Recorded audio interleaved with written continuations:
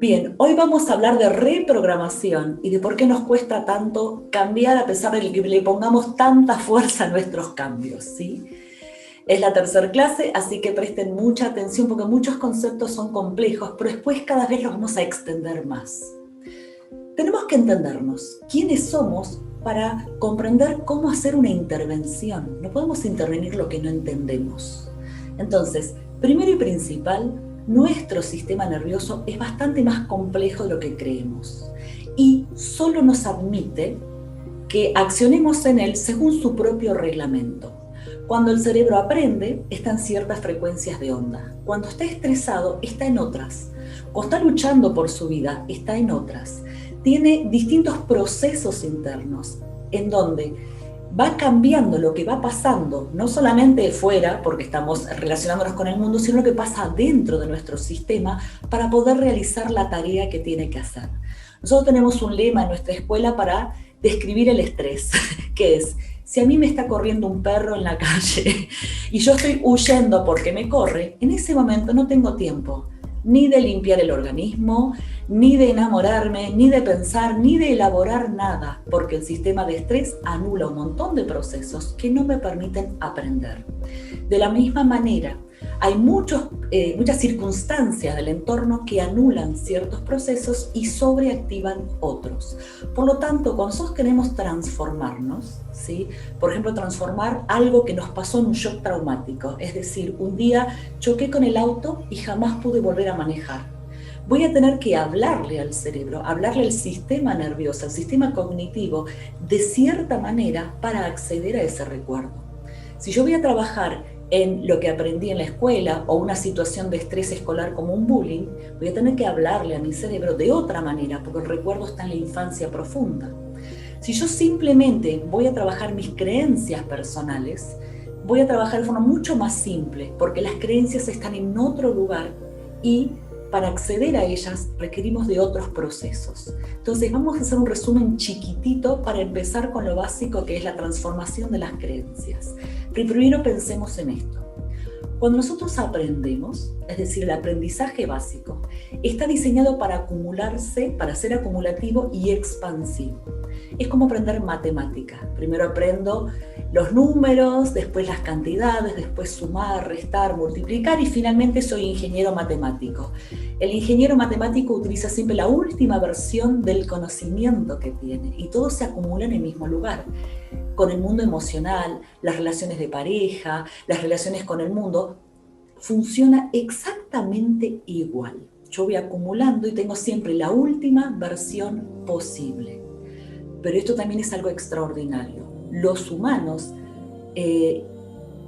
tenemos una característica, para decirlo de alguna manera, que es: no solo podemos acumular conocimientos, sino que podemos tener cadenas de redes neuronales paralelas.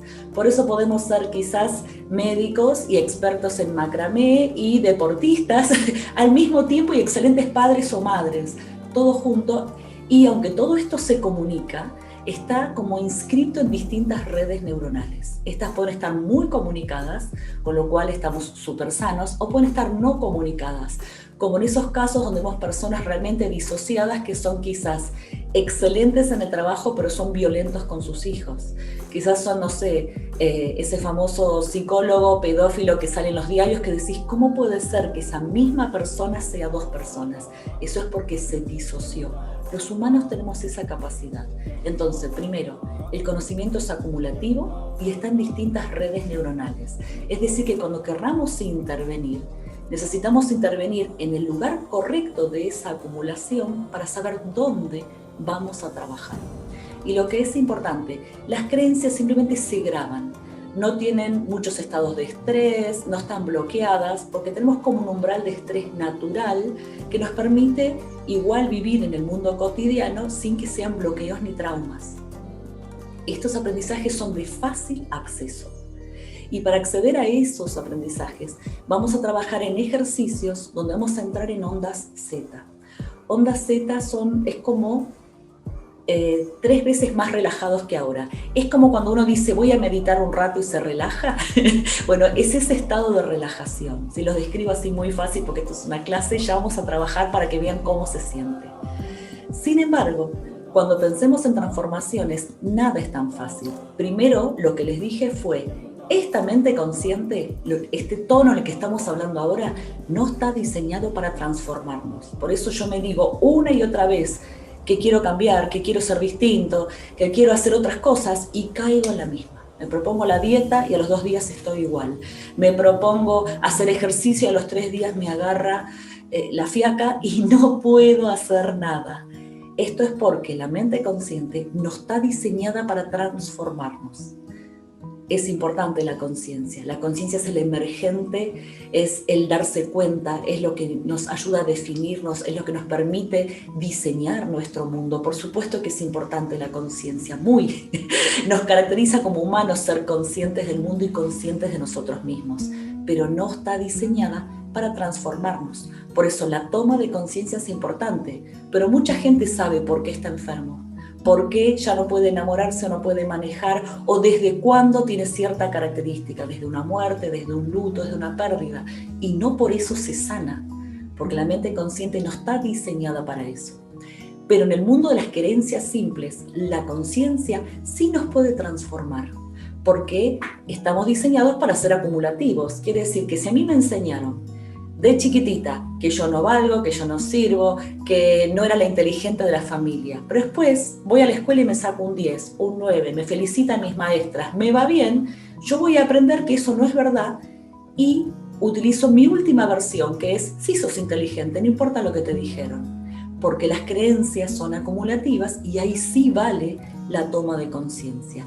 Sin embargo, si a nosotros nos dicen desde chiquititos, no sos la inteligente, no vas a llegar, no sos la que nació para ser alguien, y eso comienza a anular mis percepciones. A ver, lo voy a decir con las palabras correctas. Percepciones interiores que dicen, pero vos podés, pero vos querés esto, pero vos tenés este impulso de aprender. Y comenzamos a anularlos. Esas anulaciones van creando una estructura de personalidad que es biológica. Ciertas redes neuronales, probablemente pocas, limitadas. Voy a estar mirando el entorno para ver qué me dicen, para qué sirvo, para qué no. Me vuelvo más obediente, no tengo el impulso de rebelión. Y esa estructura que ya es biológica, ya es más difícil de trabajar. Y ahí necesitamos trabajar en bajar el estrés, en cambiar los umbrales de estrés, en crear redes neuronales, ¿sí? Y en reprogramar probabilidades, porque yo no puedo cambiar mi infancia, pero como obviamente hoy a la edad que tengo tuve muchas experiencias de vida posteriores a esa, yo sí puedo hacer algo importante y en esto se basa la reprogramación. Hay técnicas que nos permiten conectar redes neuronales que existen dentro de nuestro cerebro, pero que no están conectadas a esa red. Esto que hablábamos, de las redes que no se conectan.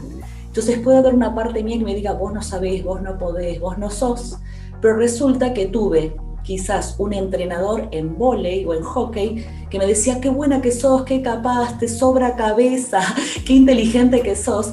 Y esos dos aprendizajes están, pero al no juntarse, yo soy 2 personas. O no puedo unir esto con esto. Entonces la reprogramación se basa en unir la mayor cantidad posible de probabilidades en las redes, porque como la red es acumulativa, siempre va a elegir la última versión probable.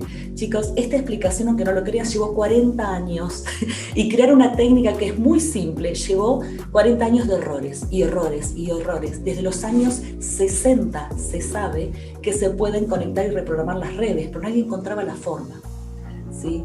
Se intentaba con drogas, se intentaba con pastillas, se intentaba poner ideas de prepo, afirmaciones obligadas, y simplemente el cerebro no acepta nada que no esté ahí adentro. El cerebro necesita siempre moverse en un mundo conocido porque no puede fabricar lo que no está.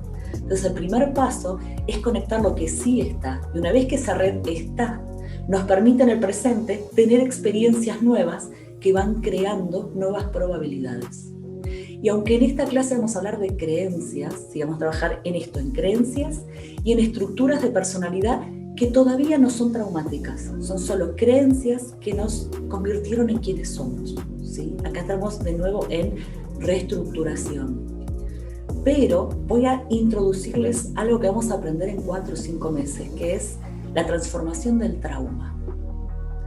Cuando esta experiencia que tenemos de niños, ¿sí? Por ejemplo, si nos hacen bullying en la escuela y empezamos a sentirnos rechazados o traicionados por el mundo, ¿sí? O abusados por el mundo, nos puede llevar a anular un aspecto emocional. Por ejemplo, no siento el abuso o no siento mi necesidad, porque yo puedo anular quién soy y adherirme al abusador y anular mi personalidad, o tratar de no sentir todo ese dolor para sobrevivir, o quedar atrapado en el dolor y volverme alguien que no se puede defender, con lo cual limito mis redes neuronales de nuevo. Cualquiera sea la solución que haya tomado frente a esta situación, existe un pequeño porcentaje de personas que se vuelven resilientes, fuertes y ejecutivas, como siempre. Pero existe un gran porcentaje que es el que necesita ayuda, justamente, y para eso nosotros aprendemos esto. Estas personas que tuvieron esta experiencia anularon una parte de su sistema emocional. Cuando el sistema emocional se anula, para el inconsciente es como caminar de noche sin luz.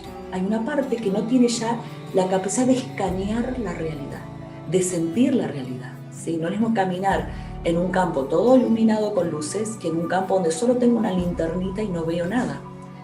Cada emoción, cada sensación, cada percepción es nuestra puerta que nos permite traducir el mundo, traducir la realidad.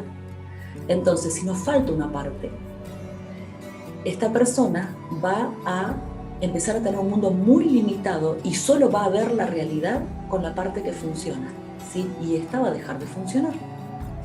Esta parte que funciona se va a convertir casi en una obsesión, porque es lo único que funciona. Y voy a empezar a evaluar la realidad con la única regla que tengo.